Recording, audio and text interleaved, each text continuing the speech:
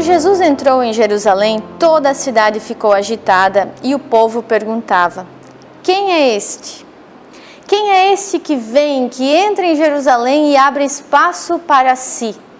Abre espaço também em nossos corações nesse início da Semana da Ressurreição, a Semana Santa.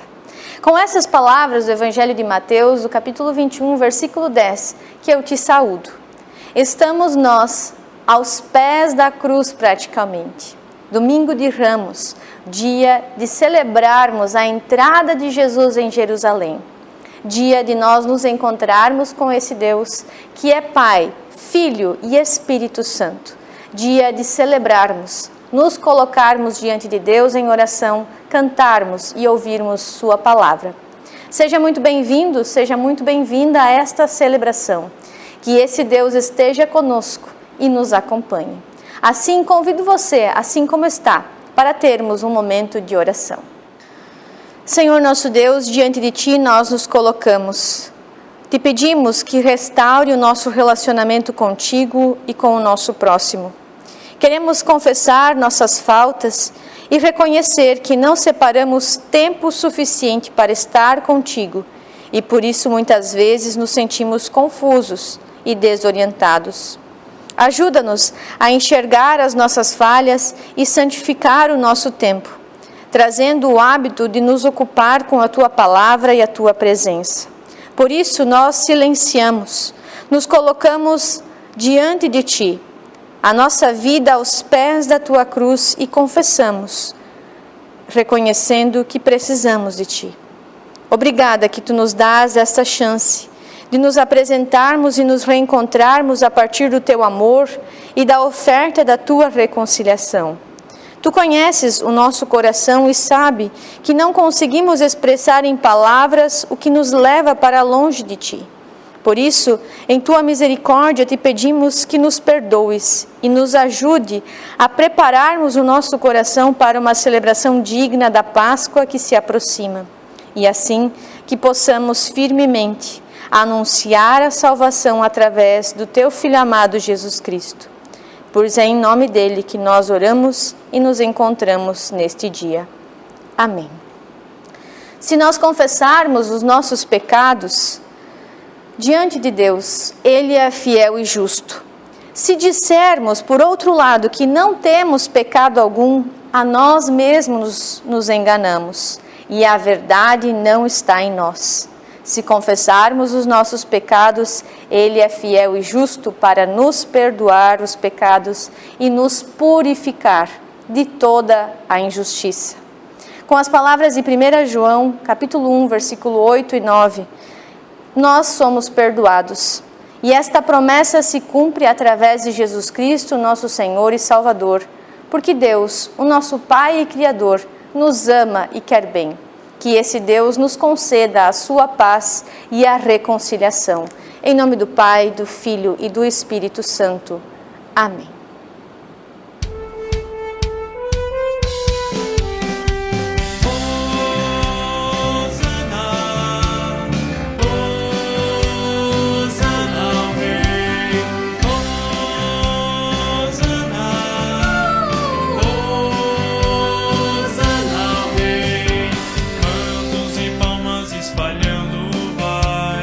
Povo alegre de Jerusalém,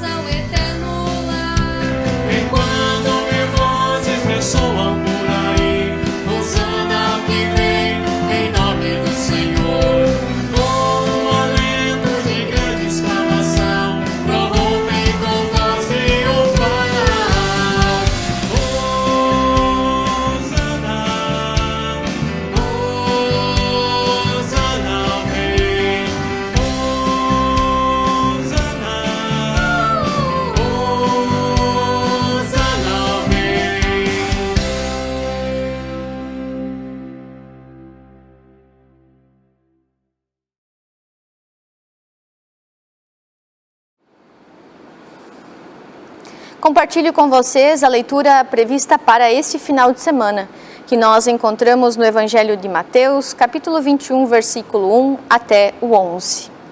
Quando Jesus e os discípulos estavam chegando a Jerusalém, pararam no povoado de Betfagé, que fica perto do Monte das Oliveiras. Dali, Jesus enviou 2 discípulos na frente, com a seguinte ordem: vão até o povoado que fica ali adiante, e logo que vocês entrarem lá, encontrarão uma jumenta presa e um jumentinho com ela. Desamarrem os 2 e os tragam aqui. Se alguém falar alguma coisa, digam que o mestre precisa deles. Assim deixarão vocês trazerem logo os animais.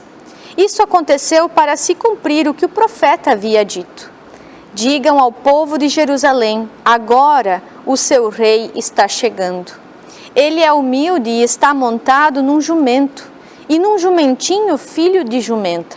Então os discípulos foram e fizeram o que Jesus havia mandado. Levaram a jumenta e o jumentinho, jogaram as suas capas sobre eles e Jesus montou. Da grande multidão que ia com eles, alguns estendiam as suas capas no chão e outros espalhavam no chão ramos que tinham cortado das árvores. Tanto os que iam na frente como os que vinham atrás começaram a gritar: Hosana ao filho de Davi! Que Deus abençoe aquele que vem em nome do Senhor. Hosana a Deus nas alturas do céu. Quando Jesus entrou em Jerusalém, toda a cidade ficou agitada. E o povo perguntava: quem é ele? A multidão então respondia: este é o profeta Jesus, de Nazaré, da Galileia. Até aqui nos dizem as palavras do Senhor.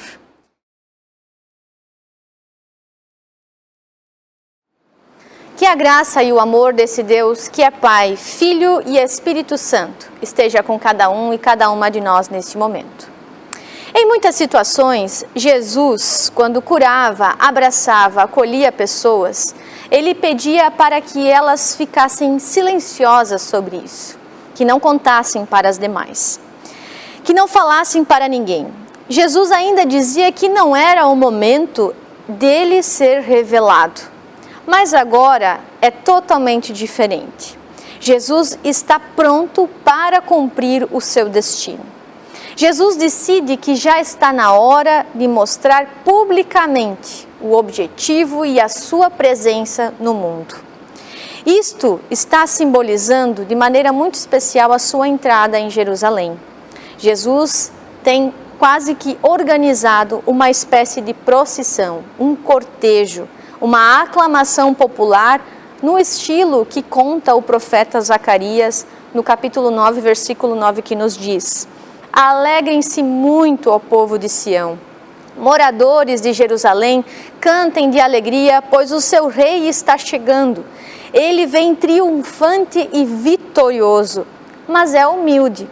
Está montado num jumento, jumentinho, filho de jumenta.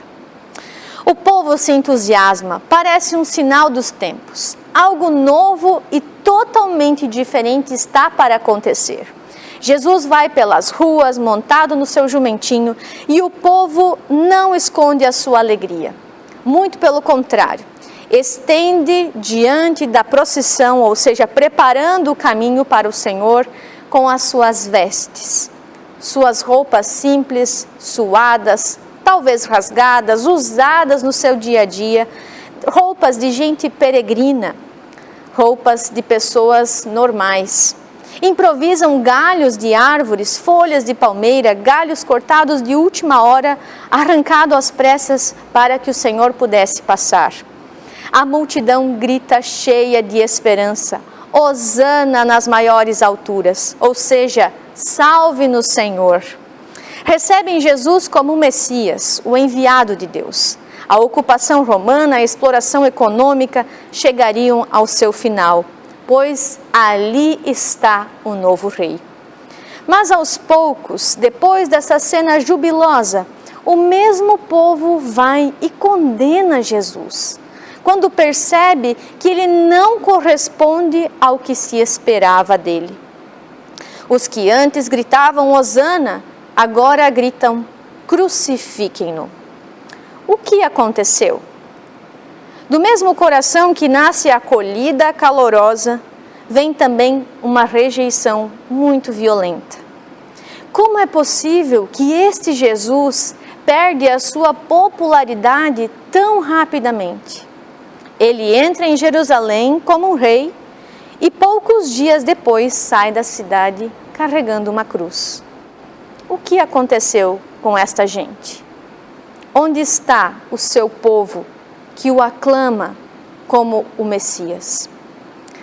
Num processo democrático ao qual nós estamos acostumados, quem perde reconhece elegantemente a sua derrota e quem ganha mostra humildade ao derrotado. Mas não foi esse comportamento civilizado que triunfou na época de Jesus. Desde a ressurreição de Lázaro, a popularidade de Jesus ia crescendo cada vez mais. E isso representava a derrota dos fariseus e dos líderes religiosos do tempo de Jesus. Por isso, esses líderes religiosos procuravam por todos os lados e modos virar o jogo e legitimar aquela euforia do povo com Jesus e fizeram de tudo para garantir uma reviravolta política que atendesse ao seu projeto. Por isso, eles ficaram esperando que surgisse alguma situação que fizesse com que Jesus entrasse em choque com as expectativas populares. E a oportunidade foi quando Jesus entrou como rei em Jerusalém. Esse foi o movimento de denunciar Jesus aos romanos como um líder revolucionário que estava ameaçando as autoridades romanas. Logo após de Jesus ter entrado triunfante em Jerusalém, Jesus vai ao templo, vira as mesas dos cambistas e expulsa os vendedores do templo. Os líderes judeus aproveitaram essa situação para dizer: Jesus, em um só dia, atacou os políticos e a classe média alta. Portanto, gente querida, Jesus mexeu num grande vespeiro. Analistas políticos dizem que hoje as pessoas só melhoram de vida e quando elas melhoram de vida também vão perdendo a sua memória. Só se dá valor àquilo que se reconhece, o sacrifício que está por detrás daquilo que se tem. Por isso, uma transformação social deve estar acompanhada da educação e da formação das pessoas. Somente melhorar a vida das pessoas não é o suficiente. Antigamente se dizia que no nosso país, um povo sem educação, um povo ignorante é facilmente enganado. No Antigo Testamento, algo parecido acontecia. Essa formação política tinha como foco a própria família. A educação familiar deveria passar de pai para filhos, assim como nos conta Deuteronômio no capítulo 6. No futuro, os teus filhos perguntarão: por que foi que o Senhor nosso Deus nos deu mandamentos e estas leis? Aí vocês responderão: nós éramos escravos do rei do Egito, mas o Senhor com um grande poder nos tirou de lá. Nós vimos com os nossos olhos os grandes milagres e as coisas espantosas que Deus faz contra os egípcios e contra o seu rei e toda a gente do seu palácio. E Deus nos tirou do Egito para nos trazer aqui e nos dar esta terra, como havia jurado a nossos antepassados. Se obedecermos os seus mandamentos, Ele nos guardará do mal, como tem feito até hoje. Sem educação e sem consciência e valor das coisas, das bênçãos de Deus, tudo vira pó de um momento ao outro. Assim aconteceu com Jesus. As pessoas se esqueceram rapidamente dos seus milagres e no momento de euforia gritaram: Hosana, Hosana nas alturas. Mas em outro tempo esqueceram de tudo o que Deus lhes deu e gritaram: crucifiquem-no. A convivência humana entra em crise quando a ambição e o fanatismo cegam o amor ao próximo. Quando os indivíduos adotam posições radicais sem querer enxergar o outro lado, quando se guarda ressentimentos, mágoas, rancores. Esses sentimentos criam barreiras entre as pessoas. E em nossa mente até o ódio toma conta do nosso coração. Nosso Senhor Jesus Cristo, por isso, pregou a reconstrução da convivência humana. Não se pode viver em paz e harmonia sem praticar o amor, a humildade, a tolerância, a cooperação. Ficar esperando que o outro tropece para criticar destrói os relacionamentos em qualquer lugar. E Jesus enfatiza que a paz somente é possível quando as pessoas souberem perdoar uns aos outros, dar atenção às pessoas. E a história demonstra que Jesus propagou e falou deste amor. Amai-vos uns aos outros, assim como eu vos amei. Isso tem sido mais duradouro do que posições radicais, posições políticas, partidos políticos que se vão com o tempo. Entre nós deveria permanecer o amor e nós deveríamos vivenciar este amor de todo o nosso coração. Se nós hoje celebramos Domingo de Ramos e talvez em nossa lembrança nós temos pessoas, ouvimos talvez nesta manhã pessoas passando com ramos em frente às nossas casas. Lembro-me como se fosse hoje, da minha família indo às celebrações levando os seus ramos, para que fossem abençoados, benzidos. Ter um ramo em nossas mãos ou em nossas casas não significa que nós somos abençoados ou que nossa casa é abençoada, mas significa que nós também respondemos à pergunta: quem é este que vem? A quem nós preparamos o caminho? Este é o nosso Senhor e Salvador. Quem é Ele? É Jesus Cristo que traz a nós com o seu amor, paciência, misericórdia, a vida digna para as pessoas. Quem é este? É Ele que nos ensina a nossa posição neste mundo, carente, machucado, dolorido. E que nós esperamos em Cristo também a nossa salvação, mas tudo aquilo que Ele nos entrega nas nossas mãos, a partir de suas mãos. Deus se coloca ao lado do injustiçado. Ele sempre faz brilhar a sua luz em nossa escuridão. Ódio, mentira podem ser destruidores e convencer muitas pessoas por um momento, mas a luz de Deus quer iluminar, conduzir, resgatar a dignidade dos humildes, dos injustiçados, dos que foram vítimas de maldades dos outros. Por isso, clamamos ao nosso Deus, que Ele nos ajude a sermos fortes em todos os momentos e a perseverar nas situações difíceis em que nós nos encontramos. Nosso pedido nesse Domingo de Ramos é que as mãos de Deus estejam sempre sobre nós, o seu povo, e também aqueles povos que se encontram em conflito. Que chegue logo o tempo que Deus determina e que a sua paz e a sua justiça prevaleçam no céu e na terra. É preciso que este reino prevaleça. É preciso que nós sejamos esperançosos, não só no dia em que levantamos os nossos ramos e as nossas vozes em louvor a Deus. Precisamos caminhar em conjunto, irmanados nesta fé e nesta esperança que a palavra nos dá, pois a vontade de Deus necessita acontecer em nosso meio, a partir das nossas palavras, das nossas ações e também, por que não, da nossa gratidão pelo que Cristo faz por nós, nesta semana santa que se inicia. Que possamos nós receber com amor, gratidão e alegria o que Deus nos oferece pelas suas mãos. Que esse Deus nos desafie a hoje, Domingo de Ramos, celebrarmos, mas também refletirmos o que significa esta Semana Santa em nossas vidas, em nossa igreja, em nossas comunidades. E que nós estejamos prontos para celebrar o Domingo da Ressurreição, sem nos esquecermos que precisamos fazer a caminhada da cruz e passar por ela para celebrarmos a vida nova e a ressurreição. Que esse Deus nos ajude e caminhe conosco nesta semana. Amém.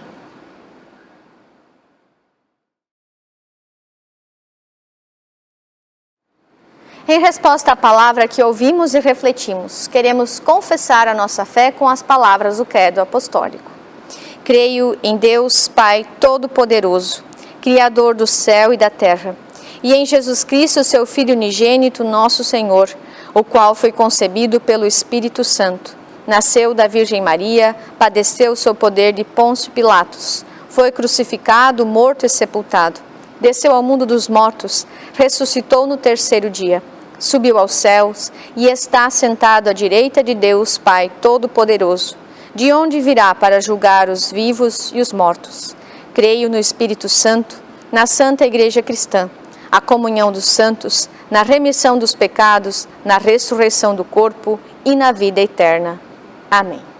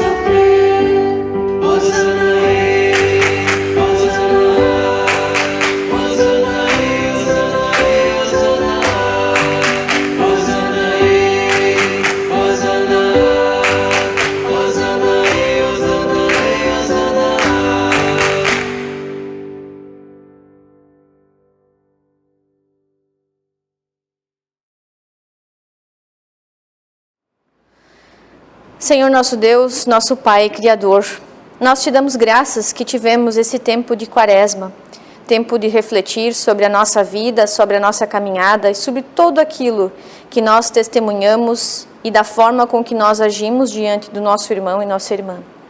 Que nossos corações estejam prontos para te ouvirmos também nesta semana, que antecede a tua morte e ressurreição. Que tenhamos a consciência de que este sacrifício nos dá a salvação, a paz, o perdão e a reconciliação contigo. E que a exemplo de tudo isso, sejamos nós pessoas cristãs honestas e verdadeiras, diante da realidade na qual nós vivemos. Oramos, Deus da vida, por tantas situações perturbadoras, dolorosas, que fazem sofrer a tua criação. Que nossos olhos e corações se voltem ao nosso próximo necessitado e também em direção às pessoas que sofrem violência, que sofrem pelas doenças, que sofrem porque se sentem solitárias em um mundo de tantas pessoas.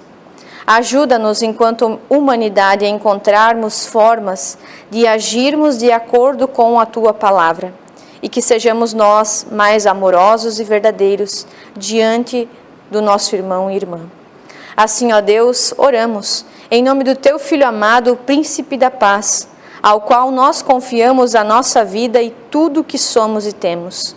Quando nós oramos, a oração que tu mesmo nos ensinou. Pai nosso que estás nos céus, santificado seja o teu nome. Venha o teu reino, seja feita a tua vontade, assim na terra como no céu. O pão nosso de cada dia nos dá hoje e perdoa as nossas dívidas, assim como nós também perdoamos aos nossos devedores. E não nos deixes cair em tentação, mas livra-nos do mal, pois teu é o reino, o poder e a glória para sempre. Amém.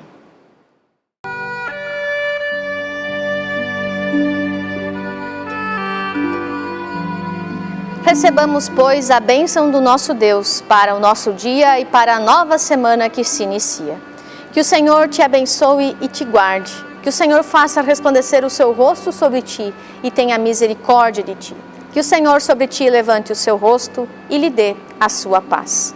Em nome do Pai, do Filho e do Espírito Santo. Amém. Uma abençoada Semana Santa para ti, para a tua família e que juntos possamos celebrar o domingo da ressurreição. E que Deus nos acompanhe. Amém.